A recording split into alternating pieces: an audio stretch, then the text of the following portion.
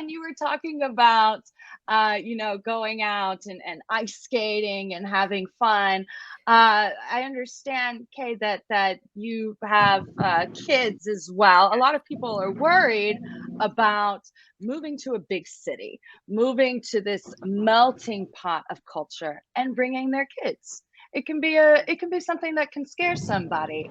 How was Yeah. that for you, and how did you find support and support your children through it? So I have couple of myself. I've told myself I'm not gonna be having raising my family in New York City. It's very challenging, because when you have a family, you have to consider number one is school. That's the first thing you will have to consider, school. Where I was from, either I send my kids to private school where I was if I stayed there. So in private school there will be like Catholic school. Starting from Catholic school would be like around $12,000 a year or more. If I go like really a good private school, you're talking to me like I'm sending my kid exactly where what's his name, Tom Cruise is sending his daughter, which is in Upper East Side, and you're looking around 40,000, $60,000 a year.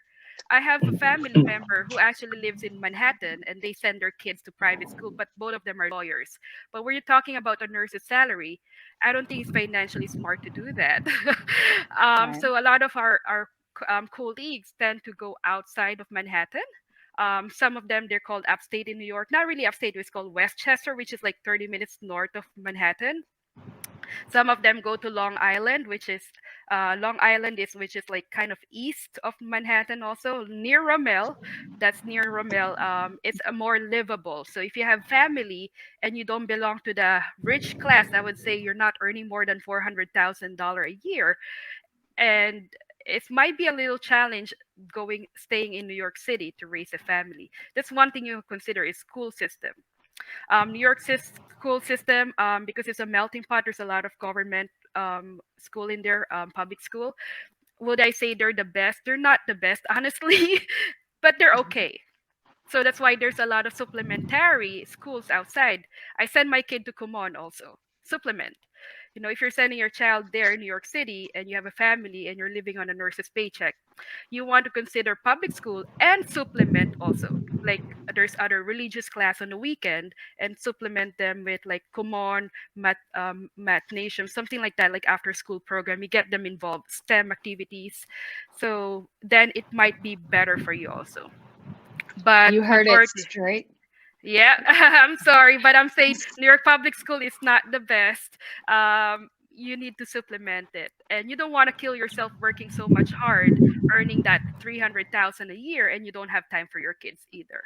So it's a matter of you need to learn how to balance that part of when you have family. A lot of people that I know moved out, as I said, upstate Westchester, which is 30 minutes up north of Manhattan, outside New York City, and there's also Staten Island, which is part of New York City, but you have to cross the bridge or cross with a boat or a ferry, and it's commutable also. And a lot of my family also live there in Staten Island. They have good school system there too. You heard it straight from Mama Kay. Do not fear about moving to the United States with your family. Connetics right now, if you have NCLEX, please apply. ConneticsUSA.com/application. We're here to help you achieve your American dream. And when you get to a state like New York, we're not going to leave you hanging. We're there to Yeah. support you, to help you through this transition in your life, as well as your family and your kids, because we do direct hire, which means that Yeah. you and your family can get EB3 green cards and TN visas to the United States. So everybody is together, happy, healthy, eating some wonderful New York pizza